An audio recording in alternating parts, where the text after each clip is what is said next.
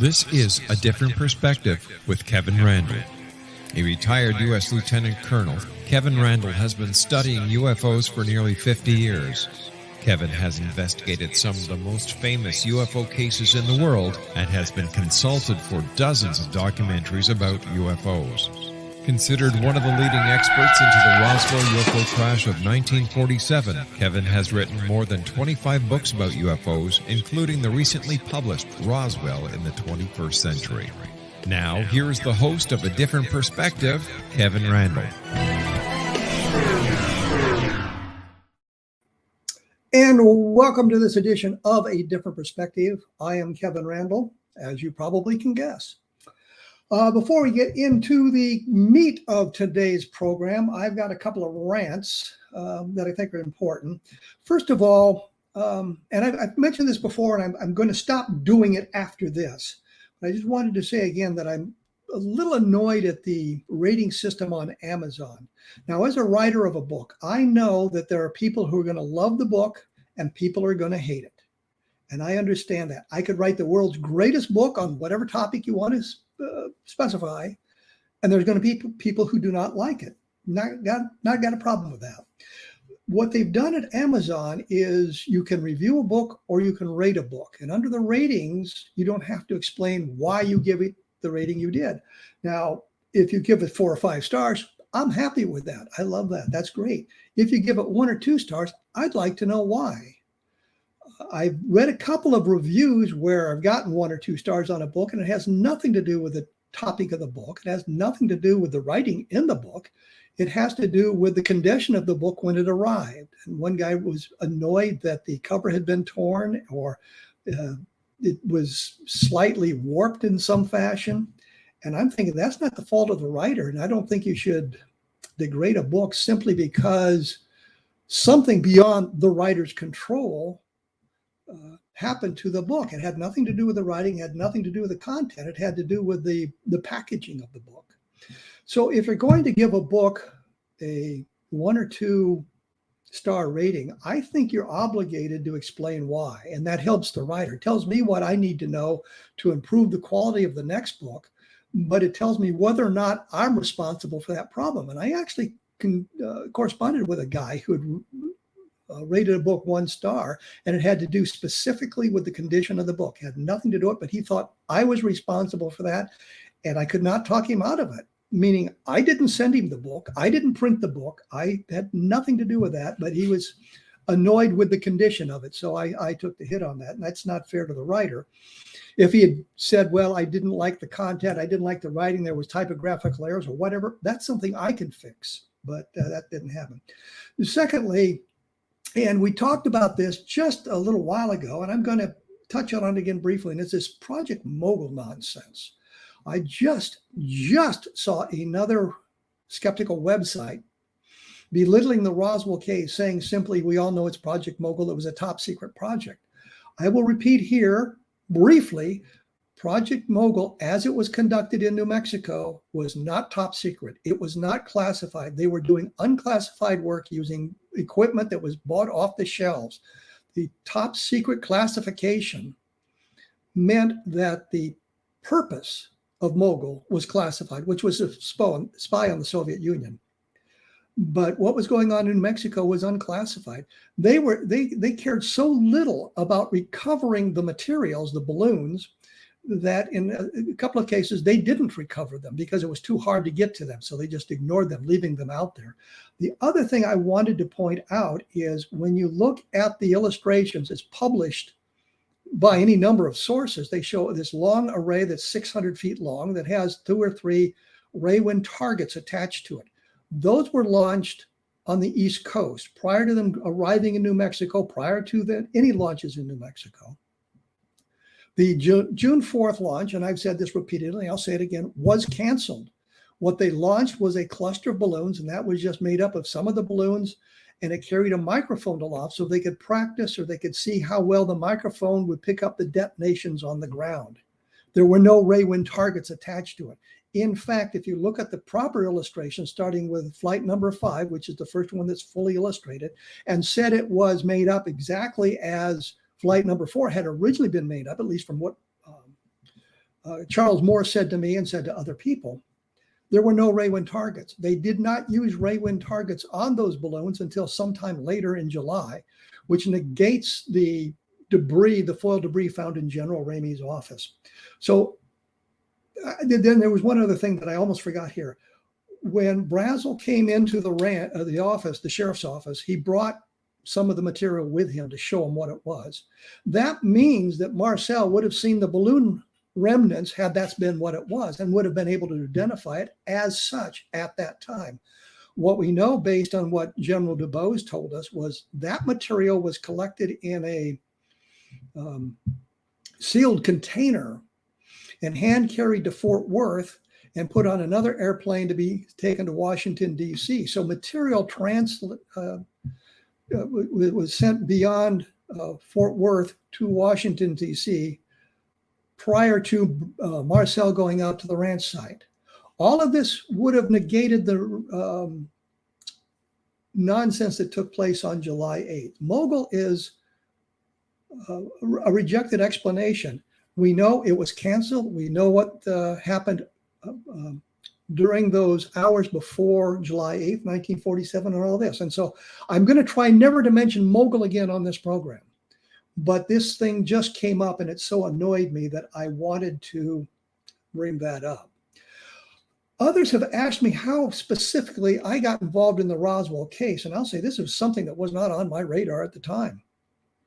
I had been at a science fiction convention, and those of you who have ever been to science fiction conventions know that they always end in the term con. The one here in Iowa is called Icon for obvious reasons.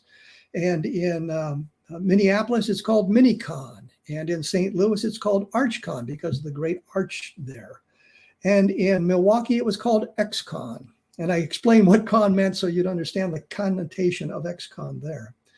There was going to be a debate between science fiction writers and two fellows up from the Center for UFO Studies. I was going to be with the science fiction writers, and Fred Pohl was one of them. And I'm not sure, but I think George R.R. Martin might have been another of those before he became George R.R. Martin. And we were going to debate these guys from the center. Well, when the fellows from the center arrived, it wasn't fellows, it was one guy. And I didn't think this was a fair debate, 3 against 1. So I switched sides. It was a debate. You can do that in a debate. And I'm fully cognizant then. I was fully cognizant then of the UFO field. So I thought it was a fair fight in that respect. So I sat down with Don Schmidt and we debated the science fiction writers about the validity of flying saucers, UFOs. When that was over, the debate, I sat down with Don and I turned on my tape recorder. I interviewed him for a book I was just completing called The UFO Case Book, which was the first UFO book I wrote. I'd written magazine articles in the 70s until that market dried up. And that seemed to be the end of it. And a few days later, or maybe a few weeks later, I'm not sure the exact timing, I got a call and Don wanted to know if I wanted to participate in an investigation to Roswell, into the Roswell case. I think the thinking was that I had a military background and a lot of the witnesses would be former military, retired military, and I would be able to establish a rapport easier than someone who had no military experience. I would understand some of the nuances and the way things were done in the military that civilians might understand. And one of the things I first noticed is General DuBose, at the time Colonel DuBose, he was the chief of staff of the Air Force, a very important position in the 8th Air Force. He had been identified in any number of different publications as General Ramey's aide. Well, a brigadier general does not have a full colonel as his aide. He has a first lieutenant or a captain. The chief of staff of the Army, 4-star general, or at the time 5-star general, Dwight Eisenhower would have had a full colonel as his aide. He would have a number of aides, senior aides and junior aides. So that was one of the things I picked up on immediately, and we could move on beyond that. So I was invited to go along on the investigation with an idea that I would be able to provide some of this insight. And we got to Roswell, and I think I've mentioned this before, that the first few days just didn't work out. We were supposed to meet with Frank Joyce, the radio operator, but he said he was sick. We were meeting with a group of UFO people. And I say it that way because they obviously weren't investigators or researchers, to talk about their experiences. And it turned out that they were more into the we'll say, paranormal and new age aspect of things and really into UFOs. So that didn't work out. We traveled down to Roswell. We met with Steve. We met with Cliff Stone. He shows up. He doesn't want us to come to his house in the beginning, and I don't know why, because his address was in the phone book. But he met us at a Burger King there on North Main Street in Roswell, and he shows up in uniform, which probably was inappropriate. And then we drove to his house, which was on Tilden Street. And if anybody of you have been studying things about our constitutional crisis going on now with the January 6th investigation, you'll know who President Tilden was. He lost to Hayes in the 1876 election, where there were, I think, three states that sent double slates of electors to Congress to certify the election, and became a big mess. I just mentioned that as fun. But anyway, Stone didn't pan out. I mean, he knew a lot about UFOs and he knew something about Roswell, but nothing that we didn't know, or didn't have any inside information that would help us understand what was going on. So I'm thinking this is pretty well a bust. There's really nothing here to inspire us to continue the investigation. The next day we were going to go meet with Bill Brazel, the son of the man that found the debris, of course. And we had with us a fellow, and his named Don, and I forget his last name for some reason, probably another Biden moment here. But he had a metal detector, and we knew approximately where the debris field was. So he was there doing the metal detection while we were going to Carrizozo to meet with Bill Brazel. And I'll explain a little bit about what happened with Bill Brazel when we come back, because I'm going to have to take a break here in just a moment. More information always available at www.kevinrandle.blogspot.com, and I will return in just a moment or two. Thank you. And I am back all by myself, which means I'm doing my best to stop the spread of any viruses, be it monkeypox or whatever thing else comes down the pike. When we left, and I say we, including everybody who's paying attention here, I was talking about Bill Brazel and our meeting with Bill Brazel in Carrizozo. We met him in a small restaurant, cafe, bar there. Sat down at the table and was talking to him briefly. And the first thing I remember him saying, after the introductions, we gave a little bit about our backgrounds. He says, well, my dad found this thing. And then he started telling us the story that the discovery of the debris from his point of view, from his perspective. He described three of the items he'd found in his wandering the pasture later on. One of them was the foil that we hear about, the molecules with a memory, the foil that you wad up and it would unfold itself when you let it go. He described something that was like monofilament fishing line, but you could shine a light in one end and it comes out the other. And I said, you mean fiber optics? And that's what he meant. And a piece of wood-like debris. He said it had the density of like balsa wood, very lightweight, but he couldn't whittle on it with his pocket knife. And he thought that was strange because he said that he'd cut barbed wire with that pocket knife. He wanted to get a shaving to see if there was any stratification. It was kind of a broken piece of material. He said maybe 10, a dozen of these little pieces. And we chatted with him about this and what happened to him. And that kind of turned it around for me. And I think it turned it around for Don too, because at that point we were pretty well disappointed in the trip. We thought that we were going to find an explanation. And Bill Brazel kind of laid it out for us. And here was a guy who was very sincere, had no desire to get his 15 minutes of fame, had no desire for money, had no desire for anything. He was just telling us a story. He told us at one point that he told his wife, Shirley, that if he liked us, he'd help us out. And if he didn't like us, he wouldn't. Well, obviously he liked us because we sat there for an hour, hour and a half and discussed this whole thing. On our next trip down, he took us out to show us where the debris field was. And I think we were maybe the first people he'd ever taken out there.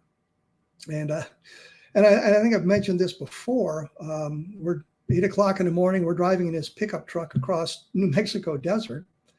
And he says, you boys want a beer? And Don says no. And I'm thinking, well, somebody better drink with him. So I had a warm beer at 8 o'clock in the morning as we drove across the prairie or the high desert in New Mexico. And he stopped the pickup truck, and you've seen the picture here of him and Don standing there by the truck. And he says, this is the point where I found some of this debris. And he said there was a gouge down through the pasture there. and described what he had seen and what he'd done. And at that time, on that second trip, we also talked to Frank Joyce, who had not been available to us before. And Joyce was feeling much better and told us his experiences as an announcer and reporter for KGFL in Roswell, New Mexico. We talked to Walter Hott, getting his position, and the story becoming more and more complex as it went on, as we learned about it. It was clear to us that a balloon explanation wasn't going to work, regardless of the balloon. And I had done some research into balloons. I've got a bunch of documents from the Navy and other labs doing balloon experimentation. We had not come up with Project Mogul specifically. I think Robert Todd may be the first one that connected Project Mogul to the Roswell case, but I'd come across those sorts of things before. Bill Moore, who did the Roswell incident with Stan Friedman, did talk to Charles Moore, not related. Moore being one of the scientists working with the people in Alamogordo, New Mexico, where the balloons were being launched, these balloon arrays. Learned a little bit about that, learned some things from him that didn't really come out. And I've done another book, Understanding Roswell, and some of this information is covered in greater detail in that book. I think it's important information to understand exactly how some of this stuff transpired and clear away some of the clutter. I'm going to say crud, some of the clutter that has gathered around this thing since the investigation began in 1978. So we learned a little bit more. And there was a fellow in Roswell we talked to. Cliff Stone introduced us to him, by the way, named Ralph Hike. And Hike said to me at one point in this second trip to Roswell, would you like to talk to the daughter of the sheriff? And I'm thinking, yeah, we'd really like to talk to her. So he put us in touch, and we talked to Phyllis McGuire. And the reason Phyllis McGuire becomes important in this is because in 1947, the sheriff's living quarters were above the office in the jail. And I think in 1947, what they did was you elected a sheriff and his wife became the matron. So you had the people there on site to take care of the prisoners when there were prisoners in the jail. So when Mac Brazel came in on that Sunday afternoon, Phyllis McGuire was there. And they chased her out of the office for a while, but she was there and she reported Brazel brought some of the debris with him. So we know debris was brought in on Sunday. And the sheriff said, well, we need to talk to the boys out at the base, and called out there, and Jesse Marcel was the one who responded to that. So, I mean, that's kind of how we get to the point that debris was in Roswell prior to Marcel going out there. And had it been a weather balloon, and since there were no ray wind targets, there would have been none of this foil that they talk about at all. And a balloon, at that time, they were neoprene balloons, and they started in a sort of a tan color, I think, a light tan, brownish color. But if they laid out in the sun very long or were exposed to sunlight, they turned black. And that was what you see in General Ramey's office in the picture. You see the ray wind target torn up in front of the balloon, and you see Marcel crouched by it, and then you see Ramey and DuBose behind it in other pictures. But you can see the balloon envelope in there as well. They would have recognized this for what it was. There would have been no reason to take it to Fort Worth. There would have been no reason for any of this other ancillary material to take place once Brazel showed up with the material. Brazel himself said that he had seen weather observation devices on 2 other occasions, and this was nothing like that. And that's quoted in the newspaper, the July 9th article that the skeptics like to quote, forgetting that important part of it. So Brazel said, this is not like anything I found before, but had it been one of the balloons launched in Alamogordo, it would have been exactly like that. So that kind of changes the complexion of the story. And what we'd gotten a hold of a reunion list for the 509th Bomb Group, which is the unit assigned to the base there in Roswell. And I had a telephone directory that Ralph Hike had secured from just the base with the phone numbers of the people in the base. And we had the yearbook. We had a copy of the yearbook. Walter Hott made it for me. I'd decided we needed that because it listed, like 1,500 people assigned to the base. And we needed to have that. And he sent that to me. So we had that. And in that was a picture of the provost marshal, Edwin Easley, who was the guy responsible for security. Provost Marshal, for those of you who don't understand, is like the chief of police. And he had 2 units assigned to him, the MPs, the Military Police Company, and a special service squadron, which was another security group. The MPs took care of patrolling the perimeter and the guards at the gate and patrolling downtown to keep the soldiers in line. And the security guys took care of the things on the base that dealt with the atomic weapons and security on the flight line and that sort of thing. So we had that information. So I am in Chicago at the board meeting for the Center for UFO Studies. Don, at the time, was a member of the board. And they said to me, there's telephone in there and you can use it if you'd like, which at this time, for those of you who weren't around, long distance phone calls cost money. It wasn't like today where you can call all over the world practically for nothing at all, given the internet connection and the cell phones and all of that sort of thing. You had to pay it, and there was a fee for long distance phone calls. So the opportunity to use a phone that I didn't have to pay for the phone calls was a real boon. So I thought, well, first thing I'm going to do is call Edwin Easley. So I called him up and we're chatting about this. And he was always circumspect in what he would say to me. And I would ask him a question. And if he didn't feel he could answer, well, I can't tell you that. I sworn to secrecy. So we know he's sworn to secrecy about this event. And I said to him at one point during that conversation, are we following the right path? And he said, what do you mean? And I said, well, we think it was extraterrestrial. And he said, well, let me put it this way. It's not the wrong path. Well, being I was in Chicago, I couldn't record the phone call. Now, people have said to me, well, I'd have gone out and bought a cheap recorder at that time and gone back and called him again. There was no reason for that kind of urgency because as far as I knew, I would have opportunities to speak with him again. About these sorts of things. Mark Rodiger, who's the scientific director, had, I can't remember if he called me or sent me an email about having an opportunity to go to the Fort Worth, Dallas area where Easley lived. And he said, I would like to meet with Easley. Could I arrange it? And I'm thinking, yeah, this would be great. I'd like somebody else to talk to him besides me. So I tried to set that up and I got a letter back, a very nice letter from one of the daughters, Easley's daughters, who said that her father was terminally ill. And the mother was freaking out, thought I was some kind of government agent trying to get something on them to cause them aggravation. And there was no opportunity to talk to Easley again, and there was no opportunity for Mark Rodder to meet with him. Now, we do have some information that transpired after that coming from the family members that suggests that this was the same thing, extraterrestrial in origin. But Easley was an important witness for, I was going to say us, but I think it was more for me because I was the one who talked to him and had a feeling for what it was. And I understood the reluctance to violate the oath, even though it had been 40 years since the events took place. But there was a great reluctance on his part to talk about things that he felt was still covered by his oath. And I could respect that and I could understand that. And I also got the feeling he wanted to help us as much as he could without violating that oath. And one of the things he told me that I think leads to that conclusion was he mentioned that Mac Brazel hadn't been held in the stockade, but he had been held at the guest house on the post. And I think, well, Mac Brazel complained about being held in jail, and the guest house would be somewhat nicer than jail. But if you're not allowed to leave, then it's in essence the same thing. So anyway, that's part of reasons that I think that I lean toward the extraterrestrial. I will point out that the book Understanding Roswell covers some of this in more depth and gives you a better feel for what was going on at that time. So if you get a chance, take a look at that book, which is available, of course, on Amazon. I will be back in just a moment, and we will talk about some of the failures of the investigation. So please stick around. And I have returned.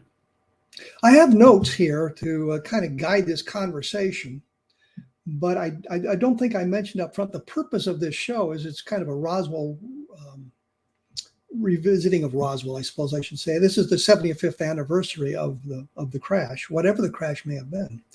And I thought it would be an appropriate time to discuss a little bit of this in depth. And that was kind of why I'm focusing on Roswell in this show. And that some of the information that I have that may not have been communicated as excitingly as possible, as urgently as possible, and that sort of thing.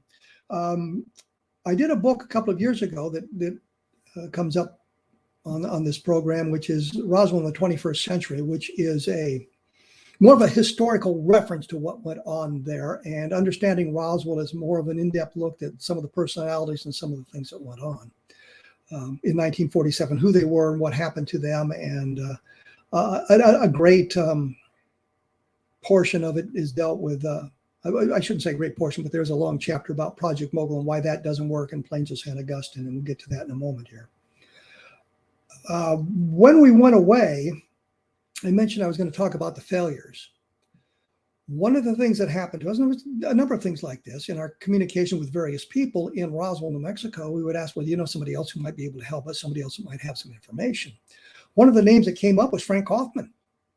And I think some of you well aware of the Frank Kaufman story, but he claimed that he had been an NCO, a Master Sergeant, trained in intelligence during the Second World War, and he worked with a number of people. He ended up at the Roswell Army Airfield during the Second World War. I saw no evidence that he ever deployed into a combat arena, by the way, which is neither here nor there.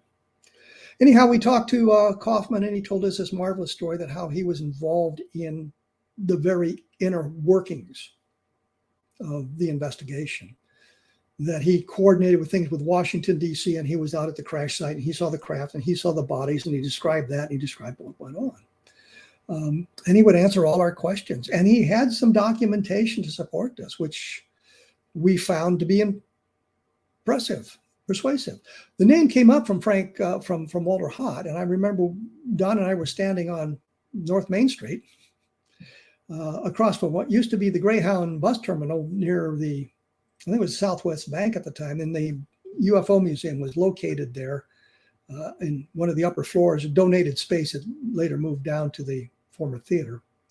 And we asked Walter about Frank Kaufman, and he said, if anything Kaufman tells you is golden, you can believe it. And so we did.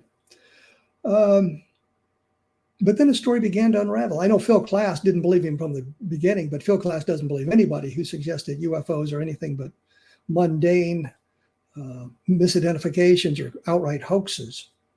So, I mean, Phil Klass's opinion wasn't that important. But Frank Kaufman passed away around the turn of the century. And Mark Rodiker, Mark Chesney, and Don Schmidt were in Roswell, and they met with Juanita, who was Kaufman's wife. And she asked him to look at some of his papers because she wanted to make sure all his contractual obligations to various TV shows and other things had been taken care of. So they were going through the papers and discovered that the separation document he had shown us, showing him as a master sergeant with some training in intelligence, wasn't a legitimate document. It had been forged by Frank Kaufman, obviously. The real one showed that he had been a staff sergeant and he had been trained in administration. He was basically a clerk typist. And in 1947, when the events took place, he was not in the military. He was assigned to the base as a civilian employee. Now, one of the things that tripped us up, in the yearbook, there's a picture of Kaufman getting a medal, I think from Payne Jennings, who was either the executive officer or the deputy commander. As best I can tell from the photograph, it's a World War II victory medal.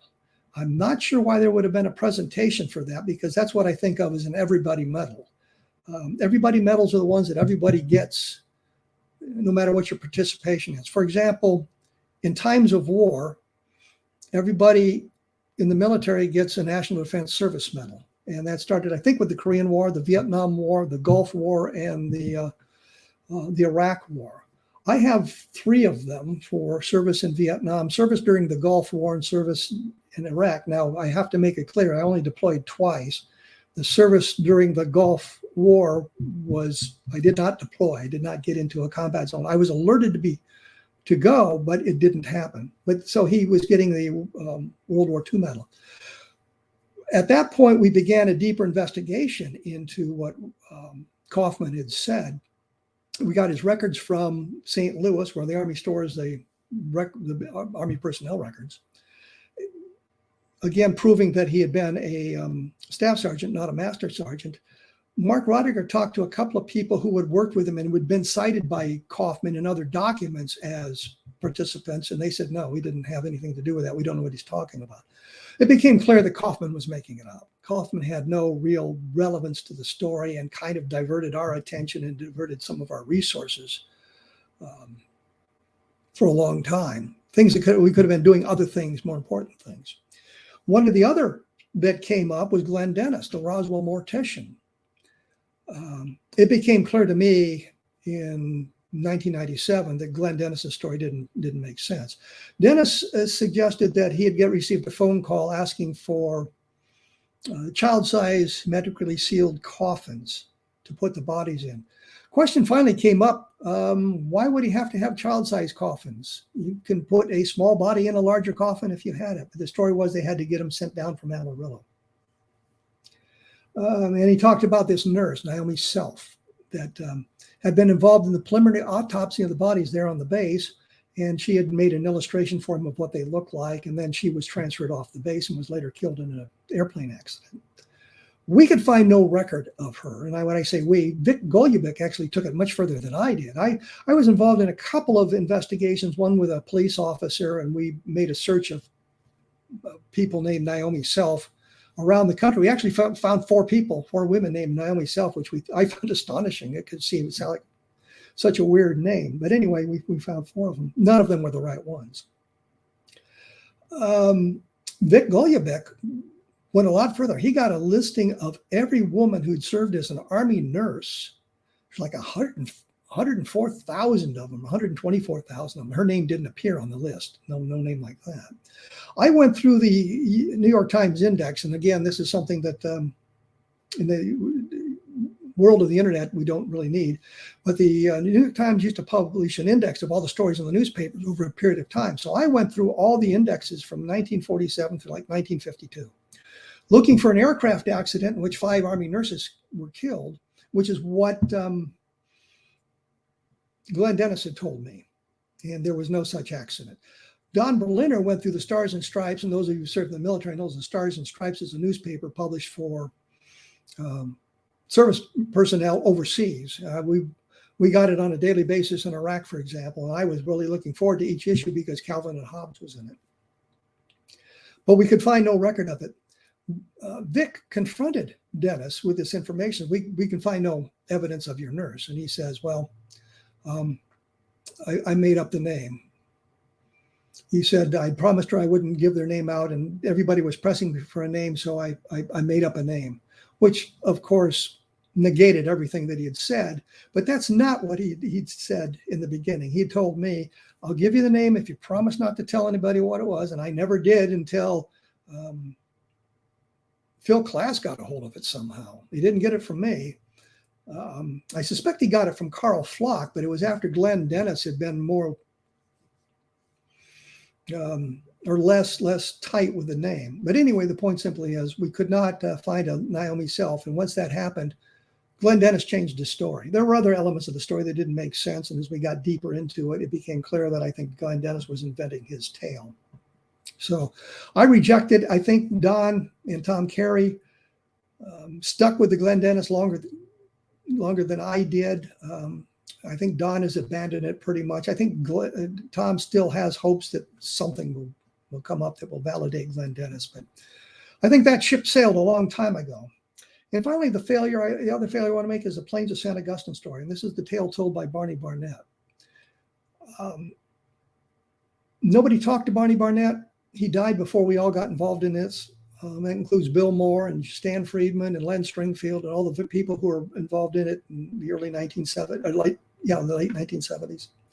I talked to Fleck Danley, who had been Barnett's boss, and said that he'd heard the story from him and he thought it was from 1947, but he didn't really know. And when I talked to Fleck Danley, I thought I could have got him to confess to crimes that I'd really pushed him on it because I didn't think he was very sharp anymore. I think old age. I think he was in his 90s at the time, so his old age has kind of interfered with the investigation. But Ruth Barnett kept a diary for 1947. The only year she apparently kept a diary, and we got a hold of it. Alice Knight, her niece, let me know she'd found a diary because we'd asked about this sort of thing, and she had a diary from 1947. So I was, as we were going to meet Stan, and I say we, Don Schmidt and I were going to meet Stan in Albuquerque. I drove down, and Don, of course, flew. I stopped on my way to meet with Alice Knight, and she gave me the diary. First thing Stan says to me when we get to New Mexico is, "You get the diary?" I said, "Yeah, I have it." There was nothing in the diary about Barney being involved in anything like this. Now, Stan's argument is that, well, you've been sworn to secrecy. You wouldn't go home and tell your wife, and she wouldn't write it down in a diary. And I'm not sure that's true. But the other side of the coin is, according to other witnesses, and who knew Barney Barnett, Vern Maltese being one of them, were at a Thanksgiving dinner, and they said in 1947, and Barney told them the story. They said, okay, well, now the story's out to other family members. So we looked at the diary around Thanksgiving, and there was nothing about this tale in there. So that kind of negates the Barney Barnett story.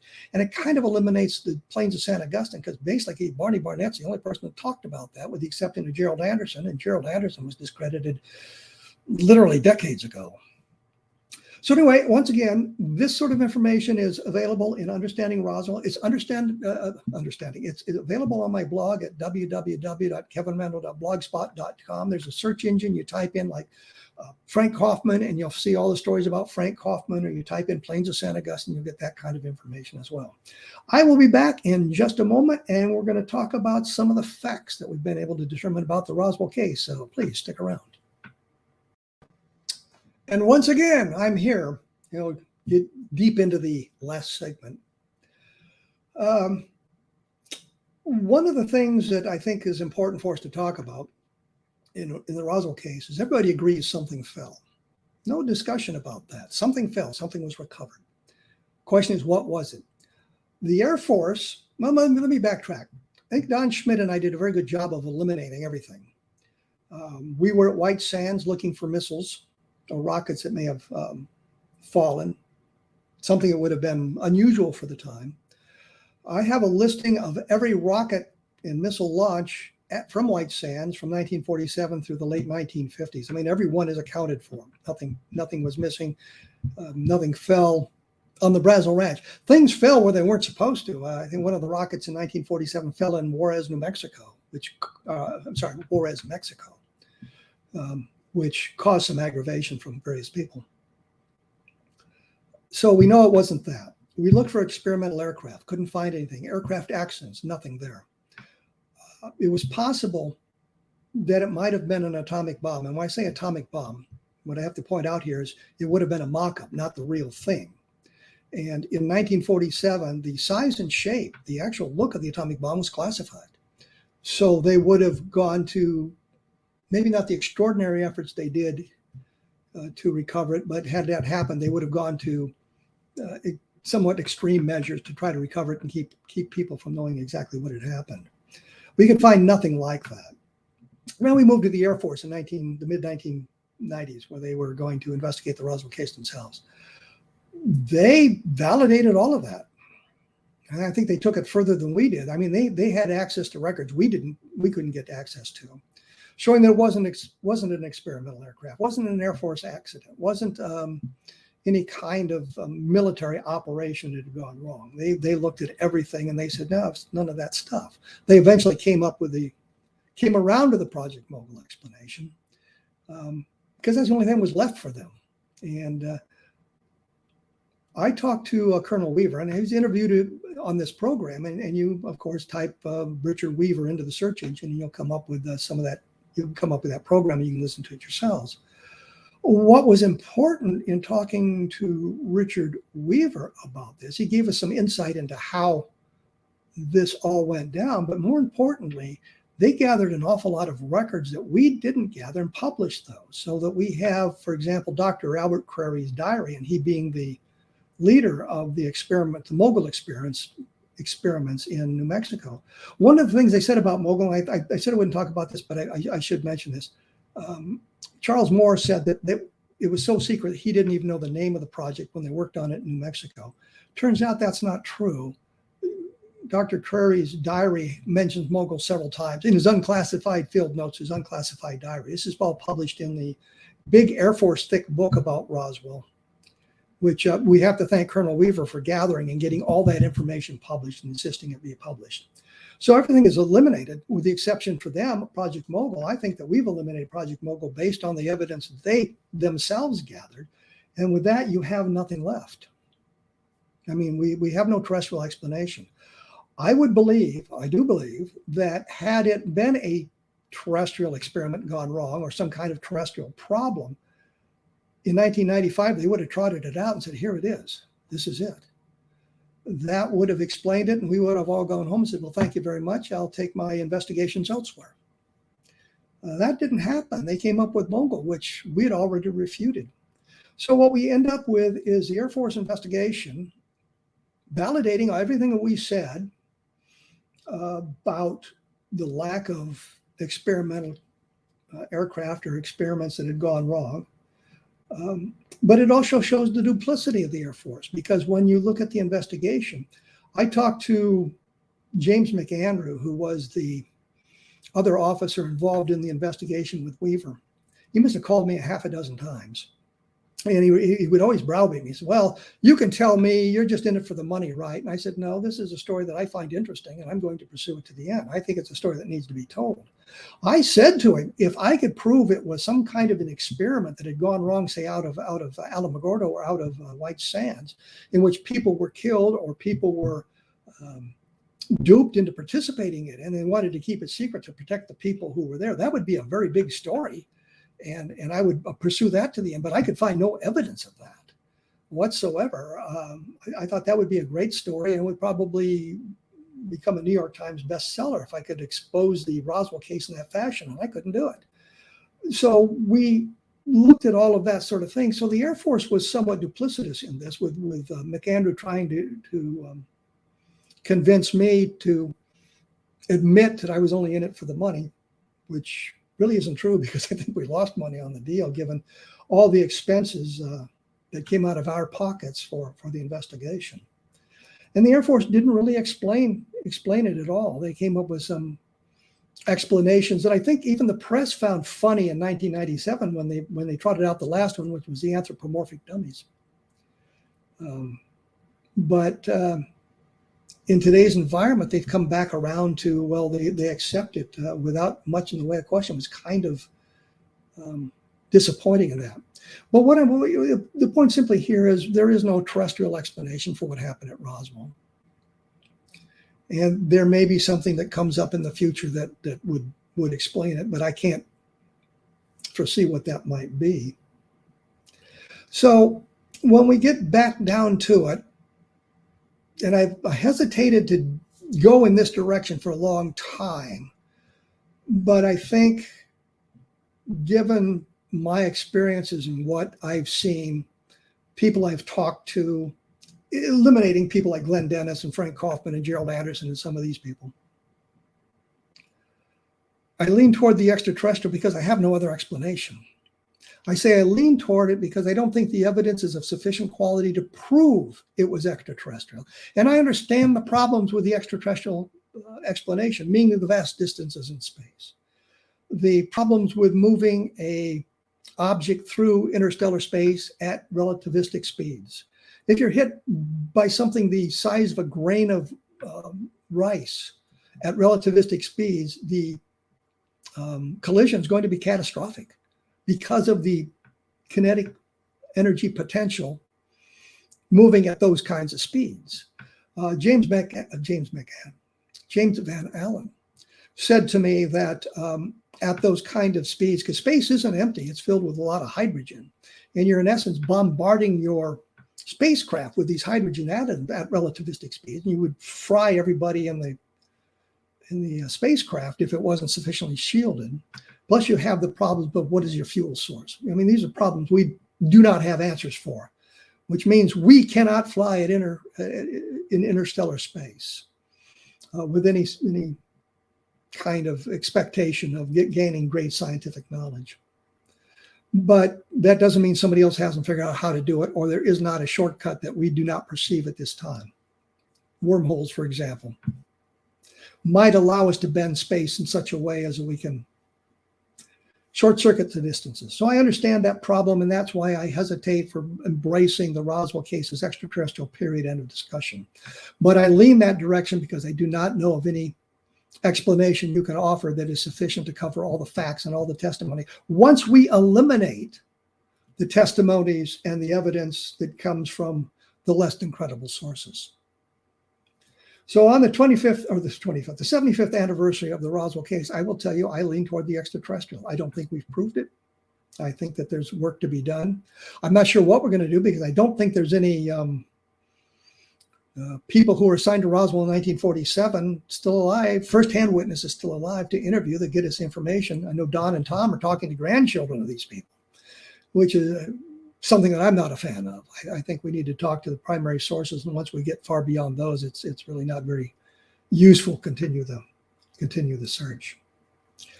Next week, if I've got the name right, I'm going to be talking to a guy named Blair Blake, and he has investigated the Allende letters. And for those of you who need a quick course on that, we'll get into it in depth. But these were letters sent to the Office of Naval Research, or Office of Naval Intelligence, in the 1950s, suggesting some kind of inside knowledge about what was going on in the flying saucers. And it's been a part of the UFO tradition since that time. The Philadelphia experiment is an outgrowth of these Allende letters. I did an article in Official UFO in the 1970s about the Allende letters, and you may not understand it now, but I got a copy of my article back with the annotations from Allende. What had happened, what got to the Office of Naval Research was a copy of a book called The Case for the UFO by a fellow named Morris Jessup. And 3 people had supposedly gone through it and made comments in the margins, underlinings, and all this suggested some kind of superior knowledge about UFOs.